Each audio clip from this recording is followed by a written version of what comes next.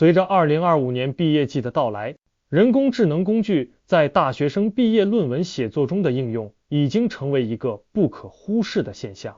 经济观察报的报道揭示了毕业生们普遍使用 AI 进行文献整理、语言翻译、搭建文章框架、概念搜索、文本处理、论文降重和语言润色等。这不仅仅是效率工具的进步，更在深层次上挑战着传统学术规范和教育评估体系。AI 在论文写作中的普遍应用，复旦大学的本科生王之利用 AI 整理文献并生成文献综述，他的很多同学也都有类似操作。北京某重点高校的研究生齐齐在盲审意见下来后，也借助 AI 完成了1500字的研究综述。西南地区某重本院校的本科生徐子祥更是预估自己毕业论文的含 AI 量在 25% 左右。他会利用 AI 来发散思维，解决写作中的难点。这种趋势反映出 AI 在学习和研究中带来的效率提升。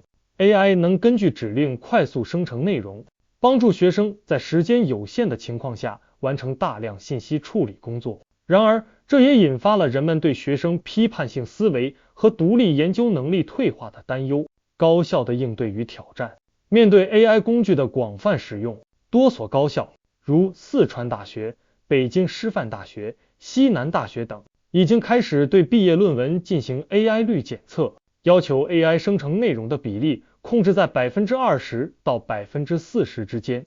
杭州师范大学也计划在明年全面推行这项检测。然而，这种赌的方式是否治本，引发了教育界人士的讨论。中国人民大学新闻学院副教授董晨宇认为，防堵 AI 是防不住的，更应该引导学生正确使用 AI， 并强调阅读能力、批判性思维和逻辑能力等基本功的重要性。他指出， AI 擅长生成60分的及格作品，但作品的上限仍由人类决定。张雪一老师也指出，即使学生借助 AI， 如果缺乏对研究内容的扎实理解，也很难判断 AI 给出的分析是否合理，甚至可能出现胡说八道的情况。这表明 AI 虽然能提供帮助，但学生自身的判断力和专业素养仍然至关重要。AI 与学术共存的未来思考。 AI 的出现无疑促使教育者重新思考考核评估的标准。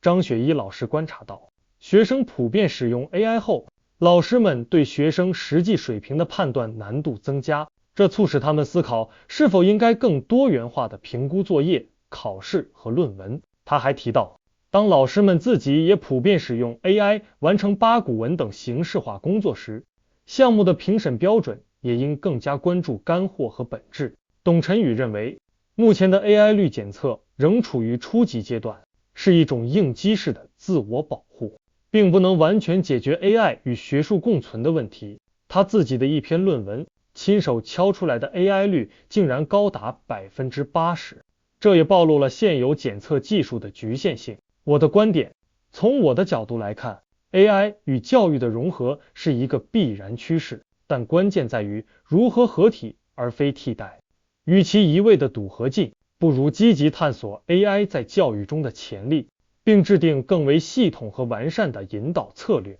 首先，高校可以更开放地将 AI 工具纳入课程设计中，就像文中提到的，一些老师已经开始鼓励学生在特定作业中使用 AI， 甚至将其作为提高效率的工具。这种引导可以帮助学生了解 AI 的优势和局限性，从而学会如何批判性地利用 AI。我们可以将 AI 视为一个强大的助手，让学生在解决复杂问题时，利用 AI 进行信息筛选、初步分析，然后将更多精力投入到高阶的批判性思考、创新和深度研究中。其次，教育评估体系需要与时俱进，仅仅依靠 AI 率检测是远远不够的。未来的考核可能需要更多的侧重于学生的原创思想、解决问题的能力、数据分析的深度以及对研究结果的阐释和批判。例如，可以增加口头答辩的比重，要求学生对论文内容进行更深入的阐述和辩护，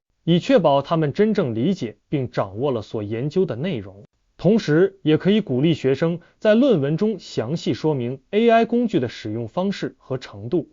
从而促进透明度和责任感。最后，培养学生的 AI 素养至关重要，这意味着不仅要教他们如何使用 AI，更要培养他们对 AI 生成内容的辨别能力、批判性思维以及信息安全意识。当 AI 变得越来越智能时，人类的判断力和独立思考能力将变得更加宝贵。总而言之， AI 的出现是挑战，更是机遇。我们应该拥抱技术进步，但在拥抱的同时，也必须坚守学术诚信的底线，并不断调整和完善教育理念与实践，培养出既能驾驭 AI 工具，又具备独立思考和创新能力的新一代人才。你认为在未来的教育中，除了 AI 率检测和论文答辩，还有哪些方法可以有效地评估学生的真实能力，同时又能鼓励他们合理利用 AI 工具呢？今天这个话题我就暂时说这么多。